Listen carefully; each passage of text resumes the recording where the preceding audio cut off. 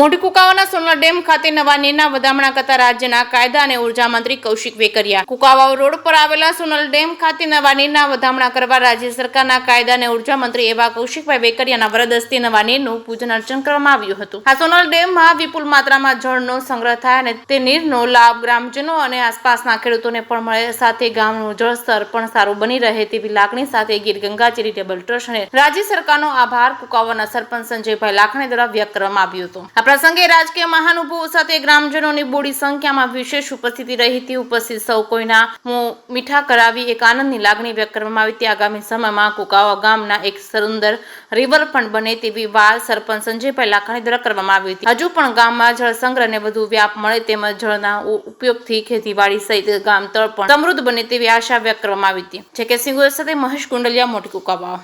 ભારત માતા કી જય.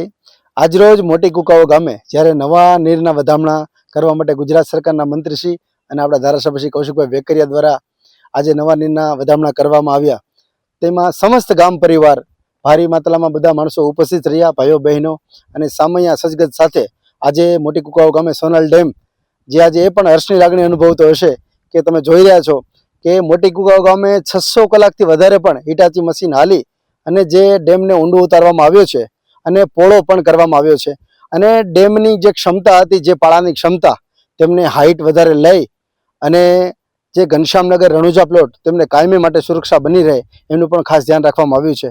આ ઊંડાણ કરવા બદલ હજુ પણ મેં કૌશિકભાઈ વેકરિયાને રજૂઆત કરેલ છે. જો કુકાવા મોટી ગામમાં એક રિવરફ્રન્ટ આના ઉપર બને તો ખૂબ સોનામાં સુગંધ ભળી જાય એમની પણ રજૂઆત કરેલ છે. તો આ તકે જે અમને સાથ અને સહયોગ આપ્યો એ બદલ ગુજરાત સરકારના મંત્રીશ્રી, ગીર ગંગા ટ્રસ્ટ અને સમસ્ત ગામ પરિવારનો હું સરપંચ સંજયભાઈ લાખાણી તરફથી ખૂબ ખૂબ આભાર વ્યક્ત કરું છું. જય હિન્દ, જય ભારત.